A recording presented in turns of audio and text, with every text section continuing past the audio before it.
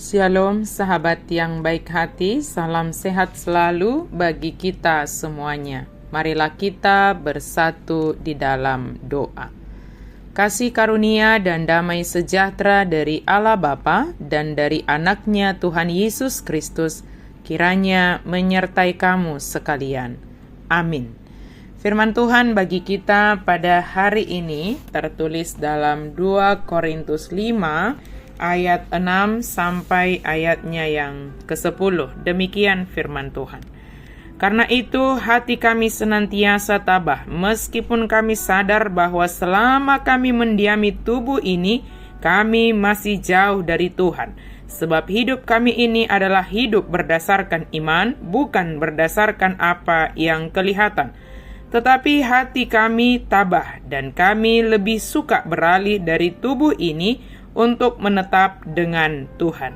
Sebab itu juga kami berusaha supaya kami berkenan kepadanya, baik kami tinggal di dalam tubuh ini maupun kami tinggal di luarnya.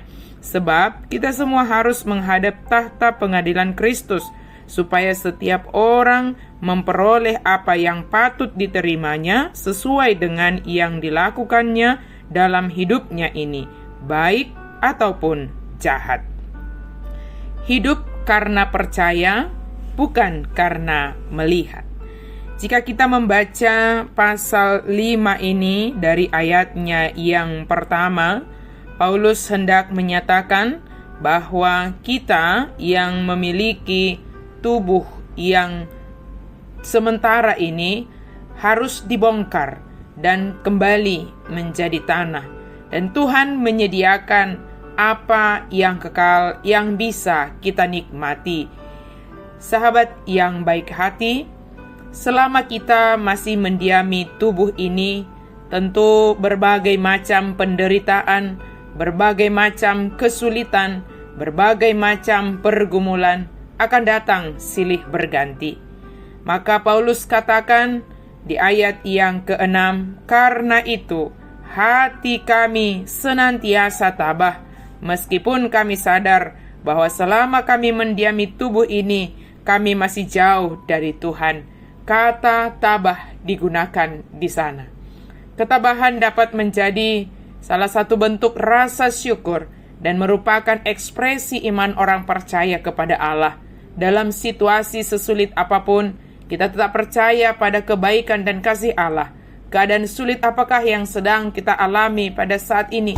Jangan ragukan kasih dan kebaikan Allah dalam kehidupan ini. Ketabahan dalam menghadapi pencobaan atau kesulitan, penderitaan, itu akan dapat menguji keyakinan kita akan kebaikan dan kasih Allah yang tidak pernah berkesudahan. Sebagai pengikut Kristus, kita disebut sebagai orang percaya. Sebagai orang percaya adalah mutlak bagi kita untuk hidup karena iman. Hidup karena percaya, bukan karena melihat. Kata percaya atau dikatakan dalam bahasa Yunani pistis berarti memiliki keyakinan yang teguh akan kebenaran firman Tuhan. Banyak orang menyebut diri sebagai orang percaya, namun dalam praktik hidup sehari-hari tidak hidup karena percaya atau tidak hidup dalam iman, tapi hidup karena melihat. Segala sesuatunya sangat dikendalikan, dipengaruhi oleh situasi, keadaan, atau apa yang terlihat secara kasat mata. Hal ini terlihat jelas dari sikap hatinya yang gampang sekali berubah, gampang kecewa, gampang mengeluh, gampang bersungut-sungut, gampang menyalahkan orang lain, gampang menyalahkan keadaan, dan bahkan gampang menyalahkan Tuhan. Tatkala diperhadapkan dengan masalah, kesukaran, tekanan, penderitaan, atau situasi sulit, hidup orang percaya itu perlu terlihat melalui kehidupan sehari-hari. Seseorang dapat dikatakan hidup karena percaya bila ia senantiasa tinggal di dalam firman Tuhan.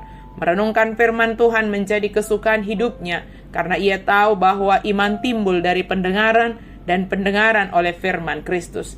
Iman seseorang sangat tergantung pada seberapa banyak kita mendengar dan merenungkan firman Tuhan.